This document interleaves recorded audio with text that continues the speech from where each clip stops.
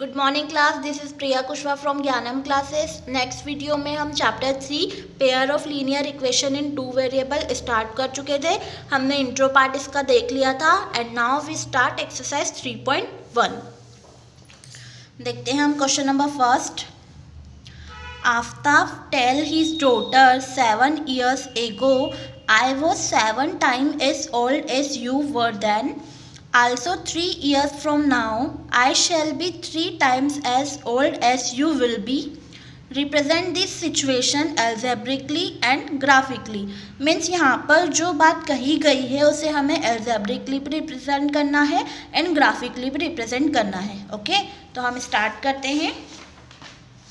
देखिए क्वेश्चन पहले समझ लेते हैं। क्वेश्चन में आफ्ताब अपनी बेटी को कह रहा है कि आज से 7 साल पहले मैं तुम्हारी एज के कितने टाइम्स था, 7 टाइम्स था, और अब से 3 साल बाद मैं तुम्हारी एज के 3 टाइम्स होऊंगा। ओके, तो हमें इन दोनों बातों को पहले एल्जेब्रिकली रिप्रेजेंट करना है, देन फिर उसको हम ग्राफिकली रिप्रेजेंट करेंगे। ओके, तो सबसे पहले हम क्या करेंगे, यहाँ पर प्रेजेंट एज मानेंगे। तो हमने माना let present age of Aftab be x year. हमने आफ्ताब की प्रेजेंट एज मान ली x एंड उसकी डॉटर की मान ली y। तो 7 years ago। तो देखिए अगर आज आप 10 साल के हैं तो 7 साल पहले आप कितने साल के होंगे, 10 - 7 मीन्स 3 years के। सेम वही 7 years ago आफ्ताब की एज अगर अभी x है तो 7 years ago कितनी होगी, x - 7, और डॉटर की अगर अभी y है तो क्या हो जाएगी, y - 7। अब अकॉर्डिंग टू फर्स्ट कंडीशन, मतलब क्वेश्चन में हमें फर्स्ट कंडीशन क्या दी गई है कि आफ्ताब ने उसकी बेटी को कहा है कि आज से 7 साल पहले मैं तुम्हारी एज के 7 टाइम्स था। ओके, तो हमने क्या किया, आफ्ताब की एज ली इक्वल टू में बेटी की एज ली और बेटी की एज में इंटू किया है 7 टाइम्स 7 का। इसका मीन्स है कि आफ्ताब की एज 7 टाइम्स हो गई किसकी एज के, बेटी की एज के।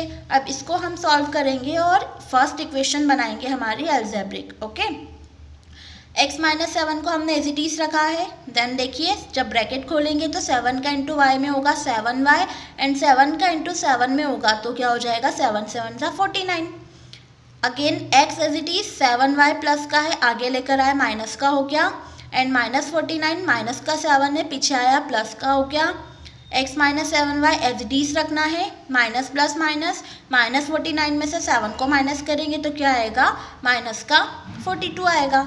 ओके, तो ये हमारी इक्वेशन नंबर फर्स्ट हुई, ये हमारा फर्स्ट एल्जेब्रिक एक्सप्रेशन हो गया। अब सेकेंड इक्वेशन के लिए सेकेंड कंडीशन पर आएंगे।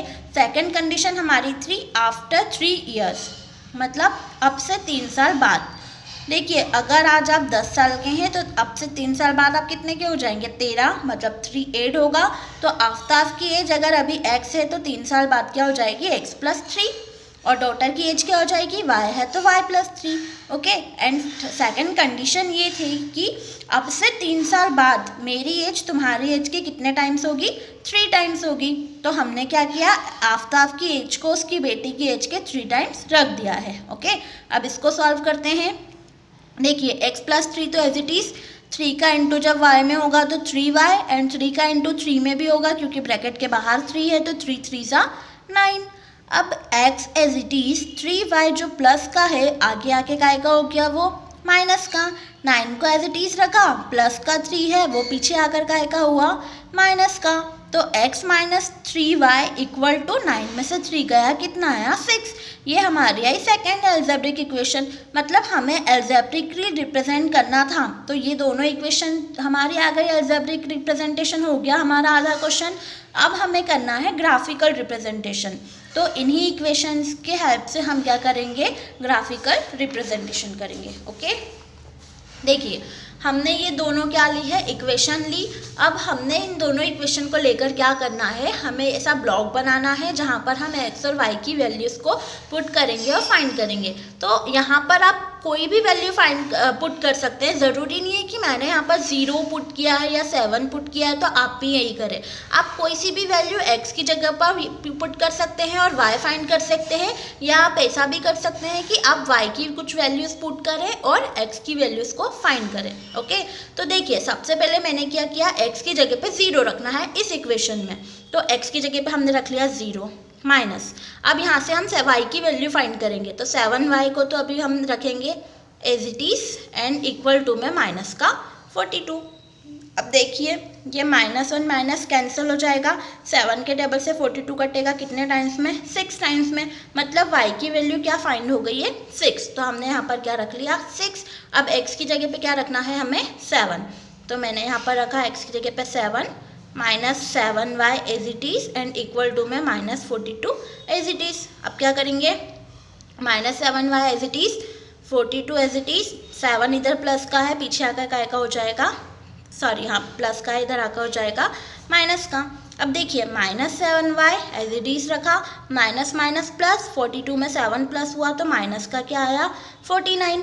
अब again minus and minus cancel हो जाएंगे, 7 के टेबल में 49 कितने टाइम्स में 7 टाइम्स में, मतलब जब हमने x की जगह पे 7 रखा तो y की वैल्यू भी क्या फाइंड हुई है 7।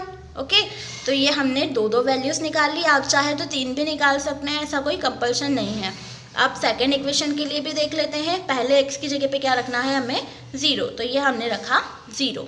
अब y की वैल्यू फाइंड करनी है, तो minus 3y as it is equal to में 6, 0 तो हट ही जाएगा, ये 3 1 जा 3, 3 2 जा 6, बट काय का यहाँ पर माइनस बचा है इसलिए काय का 2 आएगा माइनस का 2, तो x 0 रखा y आया -2। वैसे ही अब वापस हमें x की जगह पे क्या रख लेंगे 6, तो हमने यहाँ पर x की जगह पे रखा 6 minus 3y as it is equal to में 6। देखिए minus 3y equal to 6, plus का 6 से पीछे जाके माइनस का, तो 6 माइनस 6 तो 0 हो गया। अब ये 0 हो गया मीन्स y की वैल्यू जो फाइंड होगी वो क्या होगी हमें 0, क्योंकि 3 इंटू में से डिवाइड में जाएगा 0 के, तो 0 ही आएगा।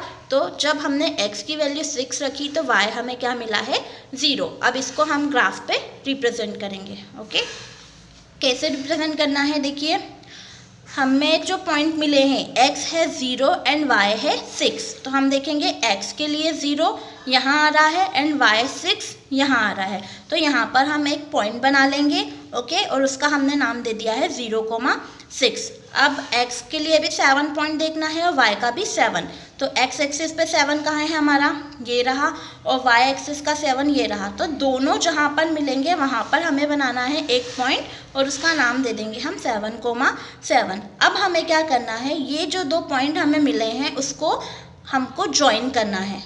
जो हमने इसको ज्वाइन किया है यही हमारा क्या है ग्राफिकल रिप्रेजेंटेशन है।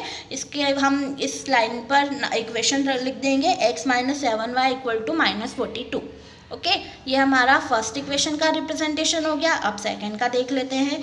सेकंड के लिए पॉइंट है 0 और -2, तो 0 किसका x एक्सिस का एंड -2 y का, तो ये रहा, यहाँ पर हमने पॉइंट बनाकर नाम दे दिया है। अब देन हमें देखना है x का 6 एंड y के लिए 0, तो x एक्सिस पे +6 ये रहा और 0, तो हमने इसको नाम दिया 6,0। इन दोनों को भी हमने क्या कर दिया है मैच कर दिया है, तो ये हमारी सेकेंड वाली इक्वेशन का क्या हो गया ग्राफिकल रिप्रेजेंटेशन। इसको आप स्केल की हेल्प से ग्राफ पेपर बनाओगे तो बहुत अच्छे से बनेगा। ओके, तो ये हमारे दोनों रिप्रेजेंटेशन हो गए हैं, एल्जेब्रिकली जो इक्वेशन बनाई थी वो और ग्राफ बनाकर ग्राफिकल रिप्रेजेंटेशन। वैसे ही क्वेश्चन नंबर सेकंड और थर्ड में भी आपको करना है, हम केवल इसको समझ लेते हैं। देखिए सेकंड क्वेश्चन है हमारा, the coach of cricket team buy 3 bats and 6 ball for 3900 rupees. Later she buy another bat and 3 more ball of the same kind for 1300 rupees. Represent this situation algebraically and geometrically. अब वापस से हमें क्या करना है इस question में, वही इस क्वेश्चन में भी हमें पहले algebraically रिप्रेजेंट करना है, देन फिर ज्योमेट्रिकली रिप्रेजेंट करना है। तो क्वेश्चन को हम देख लेते हैं थोड़ा सा। देखिए क्या कहा गया था उसमें कि बेट और बॉल की बात की गई थी। तो सबसे पहले हम यहाँ पर लेट कर लेते हैं द कॉस्ट ऑफ बैट, मतलब एक बैट की कॉस्ट हमने क्या मान ली है x रुपीज़ और एक बॉल की कॉस्ट हमने मान ली है y रुपीज़। ठीक है, थोड़ा सा एग्जाम्पल के लिए देखिए, अगर एक बॉल की कॉस्ट 5 रुपये है और आपने खरीदी 5 बॉल, तो कितने की आएगी 5 × 5 मतलब 25, मतलब जितनी बॉल आपको लेना है उसमें आप 1 बॉल की कॉस्ट का इंटू करेंगे तो आपको टोटल कॉस्ट फाइंड हो जाएगी। ओके, इस चीज़ को आपको याद रखना है। तो हमने यहाँ पर 1 बेड की कॉस्ट मानी है x रुपीज़ एंड 1 बॉल की मानी है y रुपीज़। अब हमें क्वेश्चन में कहा गया है कि उसने क्या करा, 3 बेड और 6 बॉल खरीदी। 3 बेड खरीदे मतलब कॉस्ट क्या हो जाएगी 3x, क्योंकि 3 तो नंबर ऑफ बेड है एंड x 1 बेड का प्राइस है। और कितनी बॉल खरीदी 6 बॉल, तो 6 number of ball and y 1 ball का प्राइस। दोनों को मिलाकर कितने पैसे दिए थे उसने 3900, इसलिए हमने क्या किया है प्लस। वैसे ही सेकेंड बार उसने क्या किया था, एक बॉल खरीदी थी, एक बैट खरीदा था, इसीलिए हमने केवल x लगाया है एंड 2 बॉल खरीदी थी, तो 1 बॉल की प्राइस है y, तो 2 बॉल की कितनी हो जाएगी 2y, इसलिए हमने यहाँ पर लिया है प्लस 2y इक्वल टू में 1300 रुपीज़। तो ये जो इक्वेशन है ये हमारी एल्जेब्रिकली रिप्रेजेंटेशन है। अब ग्राफिकली आप कैसे करेंगे, जैसा हमने क्वेश्चन नंबर फर्स्ट में किया था सेम वैसे ही आपको इसको ग्राफिकली रिप्रेजेंट करना है। ओके, क्वेश्चन नंबर 3 हम समझ लेते हैं। थर्ड है the cost of 2 kg of apple and 1 kg of grapes on a day was found to be 160 rupees. After a month the cost of 4 kg of apple and 2 kg of grapes is 300 rupees. इसको भी हमने question में यहाँ पर क्या कहा है कि 2 kg एप्पल और 1 kg ग्रेप्स के प्राइस क्या थे 160 थे, बट आफ्टर मंथ, एक मंथ के बाद क्या हो गए 4 kg एप्पल और 2 kg ग्राफ के प्राइस क्या हो गए 300। तो इसको पहले हमें एल्जेब्रिकली रिप्रेजेंट करना है, देन फिर ज्योमेट्रिकली रिप्रेजेंट करना है। ओके, तो इसके लिए भी हम पहले क्या करेंगे, let the cost of 1 kg apple be x rupees. हमने 1 kg एप्पल का प्राइस माना है x रुपीज़ और 1 kg ग्रेप्स का प्राइस माना है y रुपीज़। ओके, अब देखिए पहले क्या किया था हमने, 2 kg एप्पल और 1 kg 2 kg एप्पल खरीदे हैं एंड 1 kg ग्रेप्स, इसीलिए हमने यहाँ पे 2 × x लिया है, क्योंकि x हमारा 1 kg एप्पल का प्राइस है और कितने kg टोटल खरीदे हैं 2 kg, तो 2 kg का प्राइस क्या हो जाएगा 2x। 1 kg ग्रेप्स से इसलिए केवल y लिया है, दोनों मिलाकर खरीदे गए थे 160 रुपीज़ के। तो ये हमारी फर्स्ट एल्जेब्रिक इक्वेशन। सेकंड के लिए क्या कहा गया था कि 4 kg एप्पल खरीदे हैं एंड 2 kg ग्रेप्स खरीदे थे बाद में, तो 4 kg एप्पल का प्राइस क्या हो जाएगा 4 × x एंड 2 kg ग्रेप्स का प्राइस हो जाएगा 2y। दोनों मिलाकर कितने के आए थे 300 रुपीज़ के। तो ये हमारी सेकंड एल्जेब्रिक इक्वेशन। ओके, तो ये एल्जेब्रिकली रिप्रेजेंट का हमने कर लिया है। ग्राफिकली रिप्रेजेंट के लिए आप इन दोनों इक्वेशन की हेल्प से x एंड y की 2 या 3 वैल्यूज फाइंड कर लीजिएगा, देन उसको ग्राफ पे रिप्रेजेंट कर लीजिएगा। ओके।